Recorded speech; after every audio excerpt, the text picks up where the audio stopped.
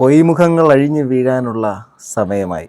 Hello guys, welcome, വണക്കം. അപ്പോൾ നമ്മുടെ ബിഗ് ബോസ് മലയാളം സീസൺ 7 സ്റ്റാർട്ടാവുകയാണ്.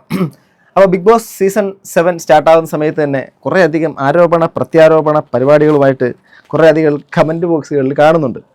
അപ്പം ആ കാര്യത്തിനെക്കുറിച്ച് തന്നെ സംസാരിച്ചിട്ട് ഇന്ന് നമുക്ക് വിഷയത്തിലേക്ക് വരാം. ആദ്യം തന്നെ ഈ മലയാളം ബിഗ് ബോസിൻ്റെ ഈ 7 സീസണിലേക്ക് കടക്കുമ്പോൾ ഇവിടെ രേണുസുതി ഒരു വലിയൊരു ചർച്ചയായിട്ടുണ്ട്. രേണുസുതി ഈ സീസണിൻ്റെ ഒരു ഹൈലൈറ്റ് ആകുമോ എന്നുള്ളതാണ്. പക്ഷേ നിർഭാഗ്യവശാലോ ഭാഗ്യവശാലോ ഞാൻ അറിയുന്ന ശരിയാണെങ്കിൽ രേണുസുതി ഓൾറെഡി ഇപ്പോൾ തന്നെ BBയിൽ നിന്നും ഔട്ടാണെന്നൊക്കെ പറയുന്നു.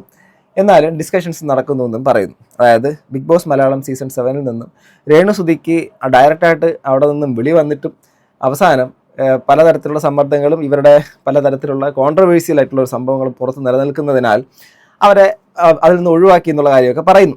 ഞാൻ ഇതിനെ പൂർണ്ണമായി വിശ്വസിക്കുന്നില്ല. കാര്യം BBയെക്കുറിച്ച് നിങ്ങളടക്കം നമുക്കെല്ലാവർക്കും നന്നായിട്ട് വ്യക്തമായിട്ട് അറിയാം.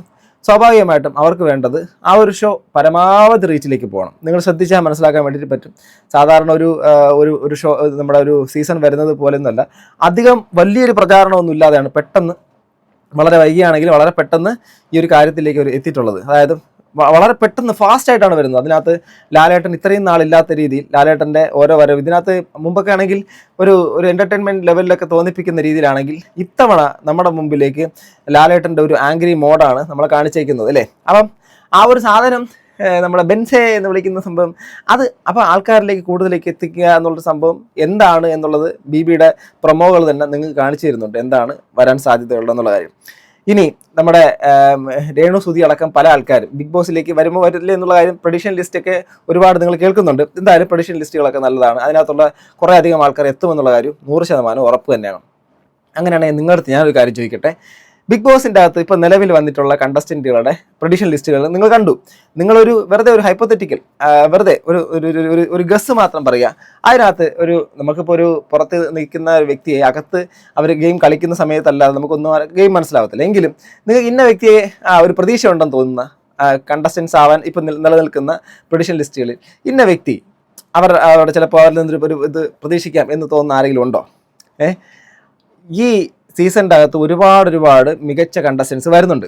സ്വാഭാവികമായിട്ടും മുൻകാല സീസണുകളെ അപേക്ഷിച്ചിട്ട് കൂടുതൽ പ്രചാരത്തിലേക്ക് എത്തിക്കുക, പീക്കിലേക്ക് എത്തിക്കുക, എത്തുക എന്നുള്ള കാര്യം തന്നെയാണ് സീസണുകൾ എല്ലാ സീസൺ പോലെ ഈ സീസൺ ശ്രമിക്കുക.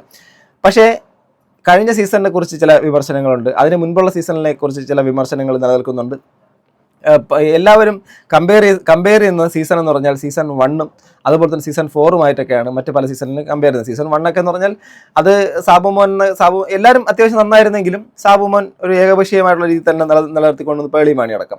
അതിനുശേഷം സീസൺ 2ലേക്ക് വന്നാൽ ഡോക്ടർ അജിത് കുമാർ, ആര്യ, അങ്ങനെ കുറഞ്ഞ ആൾക്കാർ, മഞ്ജു പത്രോസ്, ഇങ്ങനെ കുറേ അധികം ആൾക്കാർ, ഫുക്രു ഉണ്ട്. സീസൺ 3 വന്ന സമയത്ത് നമ്മുടെ പൊളി ഫിറോസ്ക്ക, അതുപോലെ തന്നെ കിടിലം ഫിറോസ്, അങ്ങനെ കുറേ മണിക്കുട്ടൻ അടങ്ങുന്ന സീസൺ.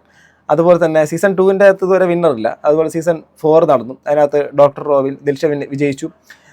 പിന്നെ അറിയാമല്ലോ ആ സീസൺ എന്നൊക്കെ പറഞ്ഞാൽ ഒരു അടിപൊളി സീസൺ ആയിരുന്നു സീസൺ 4, പറയാതിരിക്കുന്ന വൃത്തിയില്ല. അതുപോലെ തന്നെ റിയാസ് സലീം അല്ലേ, എല്ലാ നമ്മുടെ ജാസ്മിൻ, മൂസ, എല്ലാവരും അടിപൊളിയായിരുന്നു സീസൺ. അതിനകത്ത് ഒരുപാടുണ്ട്. നമ്മുടെ ലക്ഷ്മി പ്രിയ, ഒരുപാട് പേരുണ്ട്. പേരുകൾ എടുത്ത് പറയാൻ ഒത്തിരി പേരുണ്ട്. ബ്ലസ്ലി എന്നല്ല, ബ്ലസ്ലി തന്നെ, ഞാൻ തെറ്റിപ്പോയി എന്ന് വിചാരിച്ചു. ബ്ലസ്ലി ഓക്കെ, ഇങ്ങനെ കുറേ സംഭവം. അപ്പം ഈ സീസണിലേക്ക് കടന്നു. പിന്നെ അടുത്ത സീസൺ 5 വന്നു. സീസൺ 5 വന്നപ്പോൾ അഖിൽ മാലാറുടെ ഒരു ഏകപക്ഷീയമായ തേരോട്ടം തന്നെയായിരുന്നു സീസൺ 5 വന്നപ്പം. അടുത്ത സീസൺ 6 വന്നു. നമ്മുടെ ജിൻഡോ ആണ് വിന്നറായിട്ടുള്ളത്. ജിൻഡോയുടെ ഇപ്പോൾ റീസെൻ്റ് ആയിട്ടുള്ള കുറേ അധികം കോൺട്രവേഴ്സികളൊക്കെ വന്നു. അതിനകത്തുള്ള കാര്യങ്ങളെക്കുറിച്ച് പലരും ചോദിച്ചിട്ടുണ്ടായിരുന്നു, എന്തുകൊണ്ട് സംസാരിച്ചിട്ടില്ല എന്നുള്ള കാര്യം. എനിക്ക് അതിനെക്കുറിച്ച് സംസാരിക്കാൻ താല്പര്യമില്ലാത്തതുകൊണ്ട് തന്നെ സംസാരിക്കാത്തത്. ഞാൻ മുമ്പ് നിങ്ങളുടെ അടുത്ത് ഞാൻ പറഞ്ഞു, മുൻകാലങ്ങളിലാണെങ്കിൽ BB കഴിഞ്ഞിട്ട് BB സീസൺ കടന്നു പോയതിന് ശേഷവും BBയിലെ കണ്ടസ്റ്റൻസുകളെ കുറിച്ച് പുറത്ത് വന്നതിന് ശേഷം അവരുടെ വിഷയങ്ങളും വാർത്തകളും ഒക്കെ എടുത്ത് വെച്ച് ചെയ്യാറുണ്ടായിരുന്നു. എന്നാൽ ഒരു വലിയൊരു വിവാദമായ സീസൺ നിങ്ങൾക്ക് എല്ലാവർക്കും അറിയാം, എൻ്റെ വീഡിയോസ് കണ്ടവർക്ക് എല്ലാവർക്കും അറിയാം. ആ സീസണിൻ്റെ അകത്ത് ഞാനൊരു തീരുമാനം എടുത്തിരുന്നു, BBയിൽ നിന്നും ഇറങ്ങിയ കണ്ടസ്റ്റൻസിനെ കുറിച്ച് പിന്നെ അവരെക്കുറിച്ചൊരു വീഡിയോസ് ചെയ്യാൻ താല്പര്യപ്പെടത്തില്ല. ഓക്കെ, റിലേറ്റഡ് ടു BB എന്നുള്ള ഒരു സംഭവമായിട്ട് കണക്ട് ചെയ്ത് വരുന്നതായതുകൊണ്ട് തന്നെ അതിനെക്കുറിച്ചുള്ള കാര്യം വീഡിയോ ചെയ്യുന്നില്ല എന്നുള്ളത്. അതുകൊണ്ട് തന്നെയാണ് ആ ഒരു വിഷയം ചെയ്യാതെ പോയതും. അതിനകത്ത് കുറേയധികം അലിഗേഷൻസും മറ്റുള്ള കാര്യങ്ങളൊക്കെയാണ്. അപ്പം ഈ വ്യക്തി പ്രതിയാണോ, ഈ വ്യക്തി തെറ്റുകാരനാണെങ്കിൽ തൂക്കിക്കൊല്ലാൻ പറ്റില്ല, അങ്ങനെ ചെയ്യുക. അതല്ല അതിന് നിയമപരമായിട്ടുള്ള കാര്യങ്ങളിലേക്ക് ഏത് അറ്റം വരെ പോയിട്ടുള്ള സംഭവങ്ങളാണെങ്കിലും അത് ചെയ്യുക. അല്ലാതെ ഒരാൾ തെറ്റ് ചെയ്ത ഒരാളെ ന്യായീകരിക്കാൻ ആരും നിൽക്കൂ. തെറ്റ് ചെയ്തിട്ടുണ്ടെങ്കിൽ ന്യായീകരിക്കപ്പെടാതല്ല വേണ്ടത്, ശിക്ഷിക്കപ്പെടുകയാണ് വേണ്ടത്. അതുകൊണ്ട് ഞാൻ എന്താ ന്യായീകരിക്കുകയോ അല്ലെങ്കിൽ കുറേ ആൾക്കാർ ചോദിച്ചു നിങ്ങളെന്താ മിണ്ടാത്ത, നിങ്ങൾ എന്തിനു മിണ്ടണം? അതാ പറഞ്ഞ അത് ആ ഒരു റീസൺ കൊണ്ടാണ് കേട്ടോ. അത് ജിൻഡോ അല്ല, ആ സ്ഥാനത്ത് ആരാണെങ്കിലും അത്രയും മോശമായിട്ടുള്ള കാര്യങ്ങൾ ചെയ്തിട്ടുണ്ടെങ്കിൽ അതിനകത്ത് തെളിവുകളും മറ്റുള്ള കാര്യങ്ങൾ കോടതിയിലേക്ക് പോയി അയാൾ കുറ്റവാളിയാണെങ്കിൽ ശിക്ഷിക്കപ്പെടട്ടെ. അതിനപ്പുറത്ത് എന്താ പറയാതിരിക്കുന്നു? അത്രേ ഉള്ളൂ. ഇത്രയും പറയാൻ വേണ്ടി ഒരു വീഡിയോ ചെയ്യേണ്ടി വരത്തില്ല. അതുകൊണ്ടാണ് ഞാൻ ആ ഒരു കാര്യം ചെയ്യാത്തത്.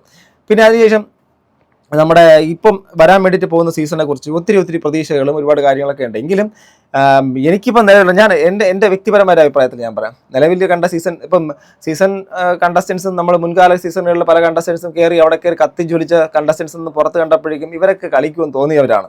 എന്നാൽ വളരെയധികം കയറി അങ്ങോട്ട് പോയി അടുത്ത ദിവസം തന്നെ എടുത്ത് മലമറിക്കുമെന്ന് ചിന്തിച്ച ആൾക്കാരൊക്കെ അവിടെ പോയിട്ട് വാഴകളെ പോലെ നിൽക്കുന്ന കാഴ്ച നമ്മൾ കണ്ടു.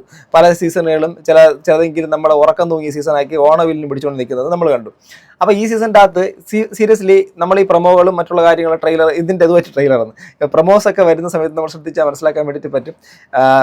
ഇത്തിരി കത്തിക്കാൻ വേണ്ടിയിട്ടുള്ള സീസണാണ്. കാരണം ആളുകൾക്ക് വേണ്ടതും അത് തന്നെയാണ്. ഇപ്പോൾ എന്താണ് ആൾക്കാർ പറഞ്ഞത്, ഈ ചടഞ്ഞുകൂടി എന്തുവായത് എന്ന് ആൾക്കാർക്ക് എപ്പോഴും ഒരു അവരെ ഇളക്കി നിർത്തുന്ന, ഉത്തേജിപ്പിക്കുന്ന, അഡ്രിനലിൻ റഷ് ഉണ്ടാക്കുന്ന തരത്തിലുള്ള സംഭവങ്ങൾ മനുഷ്യന്മാർ തമ്മിലാണ്. നമ്മുടെ ഇറ്റലിയിൽ മറ്റൊരു സംഭവം ഉണ്ടായിരുന്നല്ലോ, എന്താണ് ഈ കൊളോസിയം അല്ലേ, അതിനകത്ത് പണ്ട് മനുഷ്യനെയും മൃഗങ്ങളെയും കൊണ്ട് തമ്മിലിട്ട് അടുപ്പിച്ചിട്ട് അതിനകത്ത് മനുഷ്യന്മാരെ തമ്മിലും അതുപോലെ തന്നെ മൃഗങ്ങളെ തമ്മിലൊക്കെ പോരാടിപ്പിച്ച് അവസാനം ഇത് കണ്ടിട്ട് ആർത്ത് വിളിക്കുന്ന ഒരു കൂട്ടം മനുഷ്യ ചുറ്റുപാടും കണ്ടുകൊണ്ടിരുന്നു.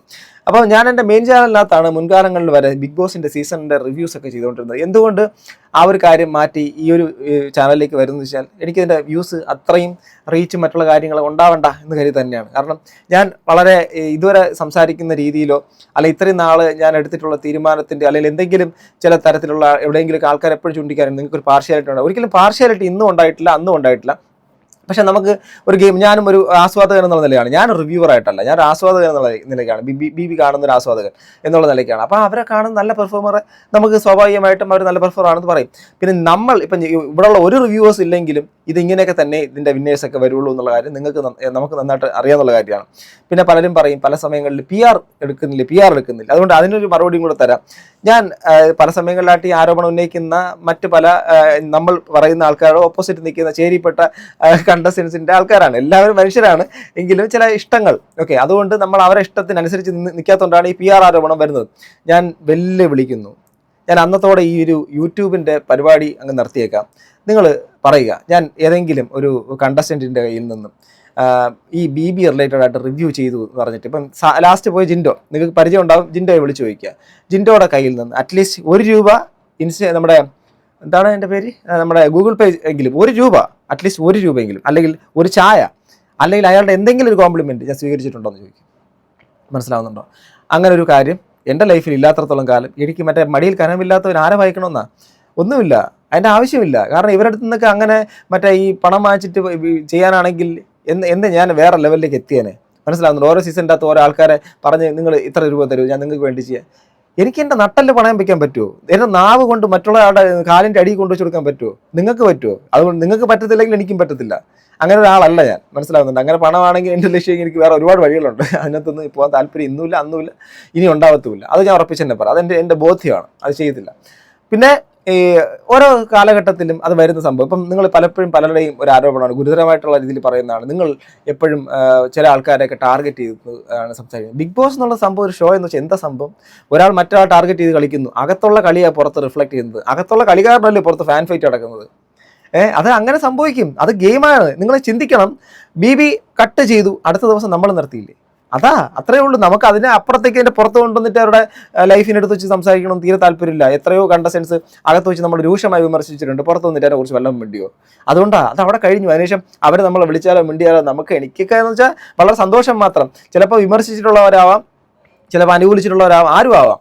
പക്ഷേ അവരോട് നമുക്ക് ആ സമയത്തുള്ള ആ ഗെയിമിനെ ഇവാലുവേറ്റ് ചെയ്യുന്ന ആ കണ്ടസ്റ്റൻസിൻ്റെ പേരത് തന്നെ ആയിരിക്കും. അത് അത്രയേ ഉള്ളൂ, അതവിടെ കഴിയുന്നു. അതിനുശേഷം വേറെ ഒന്നുമില്ല. പിന്നെ എല്ലാ സീസണിനകത്തും ഇപ്പം നിങ്ങളാണെങ്കിലും നിങ്ങൾ തീരുമാനിക്കുക ആരാണ് വിന്നറാവുക. ഒരു പൊതുജനങ്ങളുടെ ഒരു പൊതുബോധമല്ലേ ആൾക്കാർ തീരുമാനിക്കുന്നത്. അത് ഇനിയെങ്കിലും മാറ്റം വരണമെങ്കിൽ നിങ്ങൾ തീരുമാനിച്ചാൽ മതി. ഇന്ന ഇത് പോരാ എന്ന് വെച്ചാൽ ഈ സീസണുകളിൽ മൊത്തം എടുത്തു കഴിഞ്ഞാൽ ആകെ ഉള്ളൊരു വനിതാ വിന്നർ എന്ന് പറയുന്ന സാധനം നമ്മുടെ ദിൽഷ മാത്രമേ ഉള്ളൂ. ദിൽഷ എങ്ങനെ വിന്നറായി എന്നുള്ള കാര്യത്തെക്കുറിച്ച് തൽക്കാലം സംസാരിക്കുന്നില്ല, എങ്കിലും ദിൽഷ മാത്രമേ ഉള്ളൂ. അതിനുശേഷം ഇങ്ങോട്ട് വന്നിട്ടില്ല ആരും. അതുകൊണ്ട് ഈ സീസണിൽ അങ്ങനെ ഒരു lady winner, Bigg Boss winner ഉണ്ടാവട്ടെ, അത് പൊതുജനങ്ങൾ അംഗീകരിക്കുന്ന ഒരു വിന്നർ ആവട്ടെ. അത്രയും പെർഫോം ചെയ്ത് വന്നിട്ടുണ്ട്. OVയൊക്കെ വന്നിട്ടുള്ളത് നിങ്ങൾ കണ്ടിട്ടില്ലേ? അതുപോലെയൊക്കെ വരട്ടെ, അങ്ങനെ വരുന്നെങ്കിൽ വരട്ടെ. അതർവൈസ് ഞാൻ ജെൻഡറോ മറ്റുള്ള കാര്യങ്ങളൊന്നും വരുന്നില്ല. ട്രാൻസ്ജെൻഡർ കമ്മ്യൂണിറ്റി നിന്ന് ഒരാൾ വരട്ടെ, വിന്നർ ആവട്ടെ. അതുപോലെ തന്നെ ഈ നല്ല പൊതുജന മെയിൽ ഓർ ഫീമെയിൽ അല്ല എങ്കിൽ ട്രാൻസ് കമ്മ്യൂണിറ്റി ഏതുമായിക്കോട്ടെ, ഒരു നല്ലൊരു ഗെയിമർ വിജയിക്കട്ടെ. അതിന് വേണ്ടിയിട്ട് സത്യം പറഞ്ഞ് ഞാനും കാത്തിരിക്കുകയാണ് ഈ സീസൺ. അതിന് വേണ്ടിയിട്ട് ഒരു ഗെയിം ഉണ്ടാവുക എന്നുള്ള കാര്യമാണ്. പിന്നെ മുൻകാല കോൺട്രവേഴ്സീസ് ഒക്കെ വളരെയധികം ശക്തമായ രീതിയിലുള്ള കോൺട്രവേഴ്സീസ് പോയിട്ടുണ്ടെങ്കിൽ ഇത്തവണ അതിൻ്റെ ഇരട്ടി കോൺട്രവേഴ്സി ഉണ്ടാവും, ഒരു സംശയം വേണ്ട. അതുകൊണ്ട് തന്നെ ആരും ഈ BB കണ്ടിട്ട് പുറത്തുണ്ടാകുന്ന ഓളം ആ BB കഴിയുമ്പോഴേക്കും കെട്ടടങ്ങുമെന്ന് മാത്രം ചിന്തിക്കുക. അതല്ലാതെ BB എന്നുള്ള സംഭവം വലിയ അത് കഴിഞ്ഞതിന് ശേഷം നമ്മളാരും ഇവരുടെ പുറകെ പോകാനും പോകുന്നില്ല. PR വർക്ക് എടുത്തുകൊണ്ട് ഇവർക്കെതിരെയോ അനുകൂലിച്ചോ ചെയ്യുന്ന പരിപാടി നമുക്ക് ആർക്കും ഇല്ല എന്നുള്ള കാര്യമാണ്. ഓക്കെ, അപ്പോൾ ഇതൊക്കെ തന്നെയാണ്. അതുകൊണ്ട് ഞാൻ പറഞ്ഞല്ലോ, എൻ്റെ മെയിൻ ചാനലിൽ നിന്ന് മാറ്റി ഈ ചാനലിലേക്ക് ഞാൻ ഈ വീഡിയോ ഇടുന്നതിൻ്റെ പ്രധാന ലക്ഷ്യം, ഇത് അധികം ആൾക്കാർ കണ്ടില്ലെങ്കിലും ഇതുവരെ ഉണ്ടാകുന്ന രീതികളോ ഇത്രയും നാൾ അവലംബിച്ചിട്ടുള്ള റിവ്യൂ എന്ന് പറയുന്നില്ല, എൻ്റെ അഭിപ്രായ പ്രകടനങ്ങളോ ഒപ്പീനിയൻസോ അത് ഇത്തവണ ചിലപ്പോൾ മാറിയേക്കാം. അത് ഞാൻ ഉറപ്പിച്ച് തന്നെ പറയുന്നു, മാറിയേക്കാം. ഒരുപാട് ആൾക്കാർ അത് സംസാരിച്ച കാര്യമാണ്. കാരണം പലർക്കും ആ ഒരു കാര്യത്തിനോട് എന്നോട് നീരസമുണ്ട്. അപ്പോൾ ആ നീരസം ഞാൻ ആ ഒരു വിമർശനത്തിനെ സ്വീകരിച്ചുകൊണ്ടാണ് ഞാൻ ഇങ്ങനെ ഒരു സംഭവം ചെയ്യുന്നത്. മറ്റേ ചാനലെന്ന് പറഞ്ഞു കഴിഞ്ഞാൽ വളരെയധികം നന്നായിട്ട് മുന്നോട്ട് പോയിക്കൊണ്ടിരിക്കുന്ന ഒരുപാട് നല്ല മനുഷ്യർ അവിടെ, ബാക്കിയുള്ളവർ മോശമൊന്നല്ല. BB കാണുന്നൊരു പ്രേക്ഷകരുടെ ഒരു മൈൻഡ് സെറ്റ് എന്ന് വെച്ചാൽ അവരുടെ ഇത് ആ ഒരു സ്ട്രാറ്റജിയാണ് ആ ചാനലിൽ കാണാൻ സാധിക്കുക.